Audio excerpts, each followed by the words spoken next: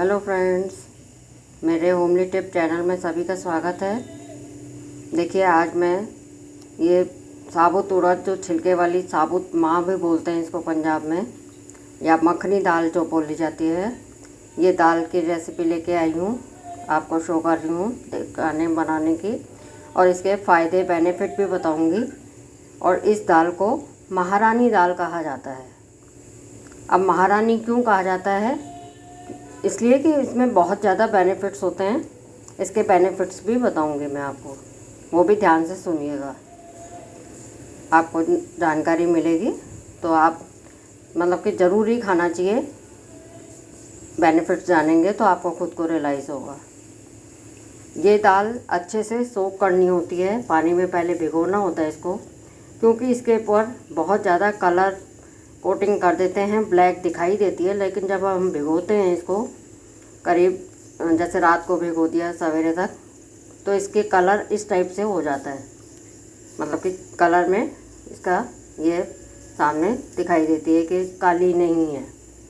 और इसको मतलब उसका गंदा पानी अच्छे से मसल के धो के निकाल देना चाहिए, और फिर भिगो के रख देना चाहिए। जब ये इस तरह से फूल जाएगी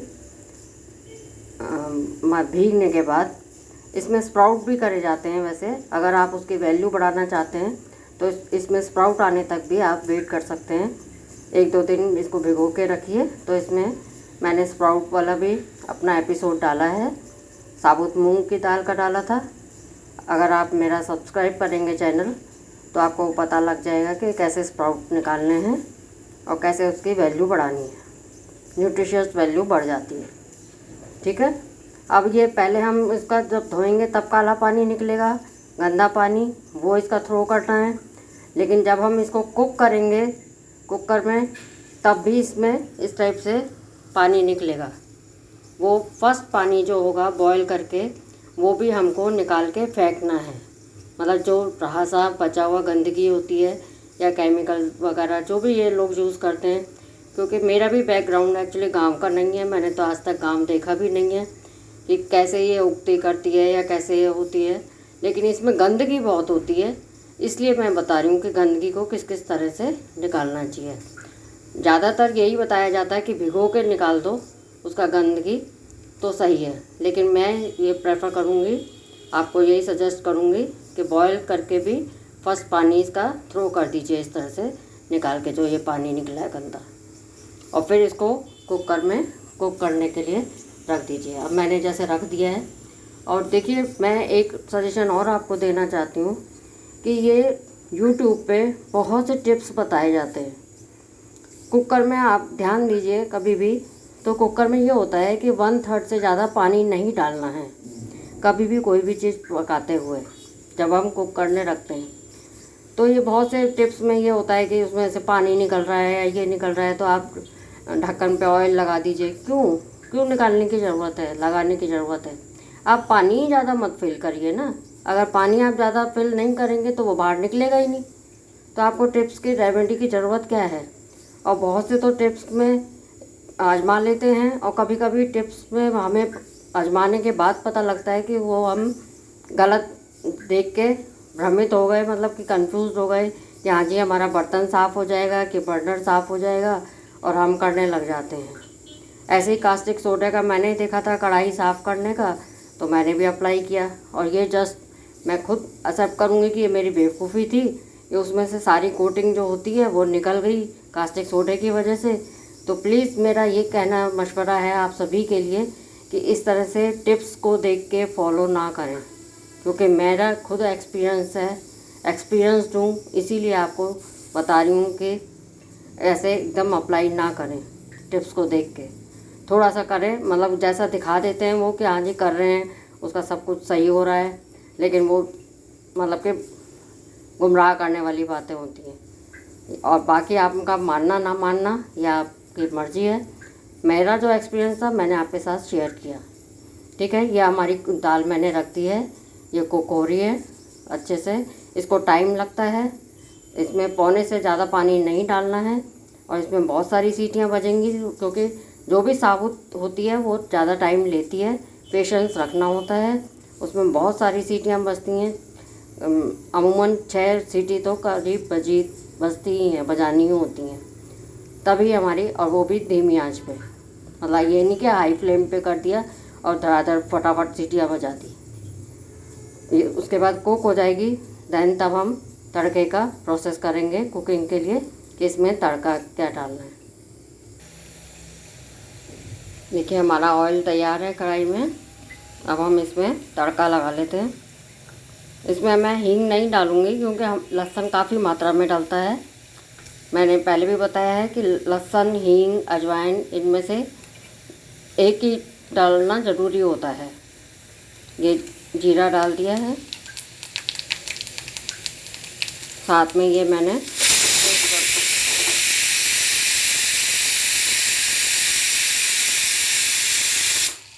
पेस्ट बना के रखा है लहसुन और अदरक का, वो मैंने ऐड कर दिया है इसमें।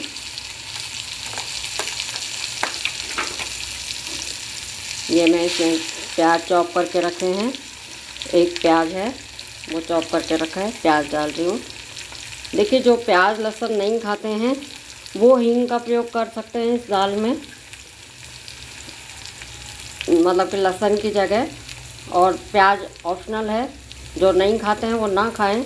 ऐसा नहीं है कि प्याज नहीं खाएंगे तो ये दाल खा नहीं सकते हैं, मखनी दाल जो कही जाती है या माँ की दाल।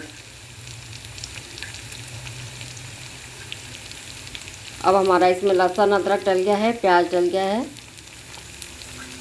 अब इसको हम कुक करके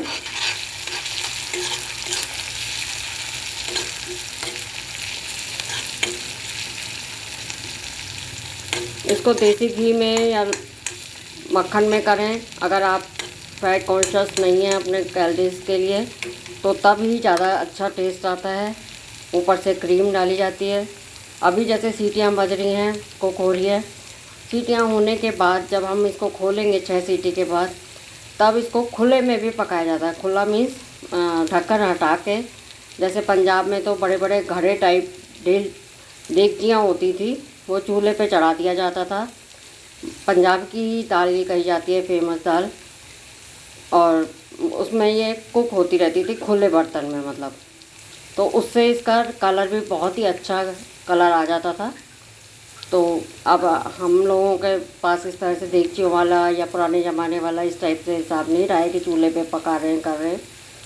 तो वो मेथड में बहुत सारा घी मक्खन वगैरह डाल के इसका टेस्ट, फ्लेवर और कलर में स्वाद आता था और गाढ़ी हो जाती थी ये दाल। बहुत दाल वैसे भी अमूमन कोई भी दाल हो वो आप देखेंगे कि बाद में कुक होने के बाद ठीक हो ही जाती है।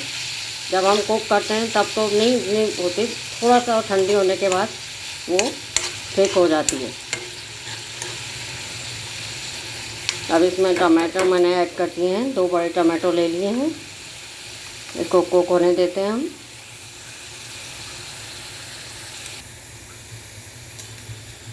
ये मैं इसमें हरी मिर्च भी डाल लेती हूँ, ऐड कर लेती हूँ।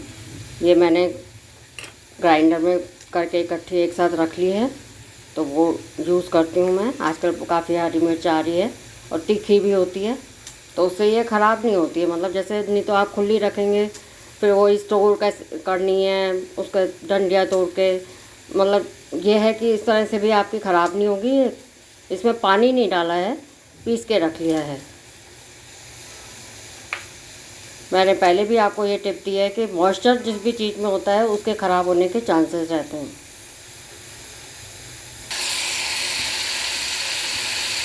देखिए इसमें अमचूर खटाई मैंने नहीं डाली है क्योंकि टमाटो डालेंगे तो अमचूर खटाई वगैरह डालने की हमें, या चाट मसाला वगैरह डालने की ज़रूरत नहीं है।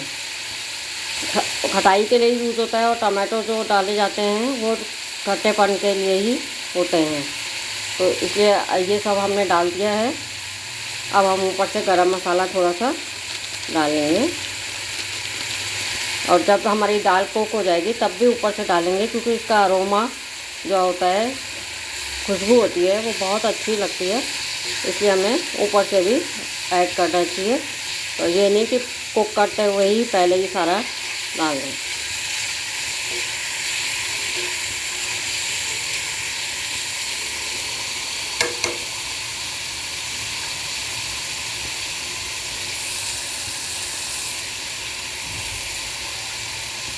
नमक मैंने दाल जब रखी है तभी उसमें ऐड कर दिया है, इसलिए नमक ऊपर से डालने की ज़रूरत नहीं है।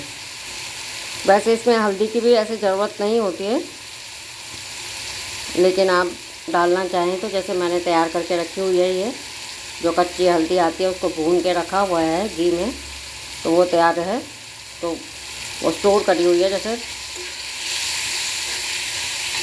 क्योंकि हल्दी जो होती है वो बाज़ार की मिलावटी ही होती है, भले ही कितना ही कहले करने, तो जो आजकल सर्दियों में आती है कच्ची हल्दी, तो उसका यूज़ करना चाहिए। वो भी मेरे आपको चैनल में मिल जाएगा एपिसोड में कि हल्दी कैसे तैयार करनी है। तो वो कुकिंग के लिए सब्ज़ी में भी तैयार कर सकते हैं, दूध में भी कैसे मिला के दूध पीना चाहिए। और आपको पता ही है हल्दी में कितने ज़्यादा फ़ायदे हैं, एंटीबायोटिक, एंटीसेप्टिक, सभी कुछ, सूजन भी दूर करती है, सभी कुछ दूर करती है हल्दी तो खाने में। इसीलिए इंडियन हम लोग सभी यूज़ करते ही हैं, क्योंकि हल्दी के भी अनगिनत फ़ायदे हैं, अनकाउंटेड। जब तक हमारे ये तैयार हो रही है एक तरफ दाल और एक तरफ तड़का, तब तक हम इसके फ़ायदे देख लेते हैं कि क्या क्या फ़ायदे करते हैं। इसको महारानी दाल को क्यों कहा जाता है?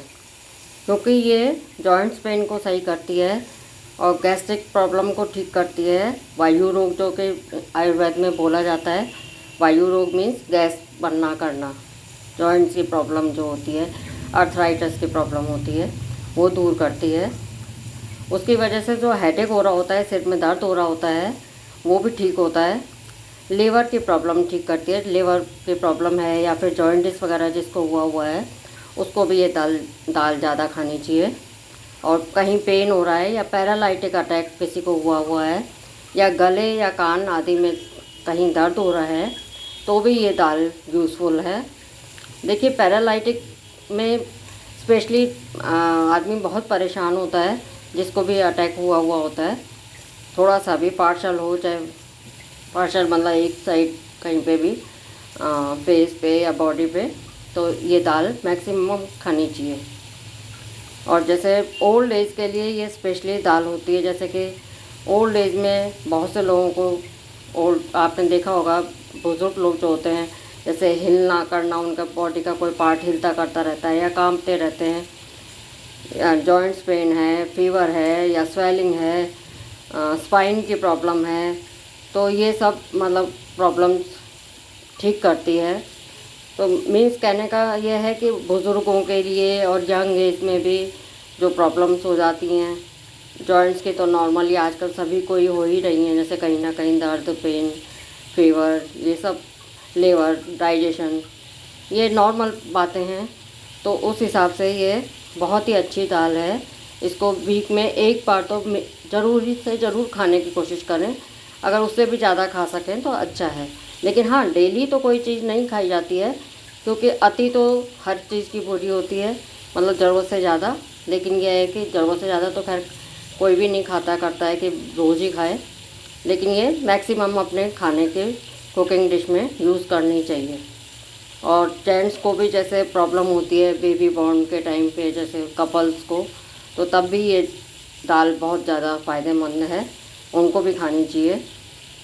Sugar, calcium, skin, digestion, UTI, ये सब के लिए फ़ायदा करने वाली है। आपने देखा होगा मैक्सिमम डिजीज़ को क्योर करती है। जैसे बुज़ुर्गों को बहुत से प्रोस्टेट की प्रॉब्लम हो जाती है, यूरिन की, उनके लिए भी ये अच्छी है। डाइजेशन के लिए अच्छी है। और यूरिन ब्लैडर में जैसे बहुत सी बार यूरिन पास नहीं हो रहा होता, कईयों को ये प्रॉब्लम होती है, उनको ये दाल लेनी चाहिए। किडनी में जो स्टोन हो जाते हैं, वो स्टोन भी इसकी वजह से अपने आप निकलते हैं। आपको देखा होगा, आप कहीं आयुर्वेदिक ट्रीटमेंट लें तो वो भी आपको सजेस्ट करेंगे ये दाल खाने के लिए। तो इसलिए इसको महारानी कहा जाता है। आप ध्यान से सुनिएगा, बहुत ही ज़्यादा यूज़फुल दाल है, इसलिए आप ज़्यादा से ज़्यादा यूज़ करिए। और इसमें मैंने दाल में राजमा भी ऐड कर दिए हैं। देखिए, इस दाल में आपको राजमा कितने ऐड करने हैं ये कोई ज़रूरी नहीं है कि आप 1 मुट्ठी करें, 2 मुट्ठी करें, आप कितने परसेंटेज पे करें, यह आपके टेस्ट पे डिपेंड करता है। खाली भी बना सकते हैं इस दाल को और इसके साथ राजमा को ऐड भी कर सकते हैं। कितना करना है यह आपकी चॉइस पे डिपेंड करता है कि आप कितना करें। ऐसा नहीं है कि सिर्फ 10% ही उसमें राजमा ऐड करने हैं। जितना करना चाहें यह आपकी चॉइस है। ठीक है, होपफुली आपको ये टिप मेरी पसंद आ रही है, आपको फ़ायदे जान के अच्छा लगेगा। अब ये हमारी दाल कुक हो गई है। अब हम इसमें दोनों को मिक्स करके इसको खुला पकाएंगे। खुला जितना पकाएंगे उतना ही ज़्यादा इसका अच्छा फ्लेवर आएगा। और फिर उसमें बटर और घी की मात्रा और धनिया से गार्निश करेंगे, ऊपर से गरम मसाले से गार्निश करेंगे। ये बहुत ही मोती की तरह दिखती है, जैसे कि आपने देखा पीछे मेरे चैनल में देखेंगे एपिसोड में कि जो मैंने मसर की दाल बनाई है, साबुत मसर की, वो भी इसी टाइप से मोती की तरह दिखाई दे रही है। ऐसे ये मोती की तरह दिखाई देती है। सेम मेथड है, आप ट्राई करिएगा ज़रूर। Okay, thank you.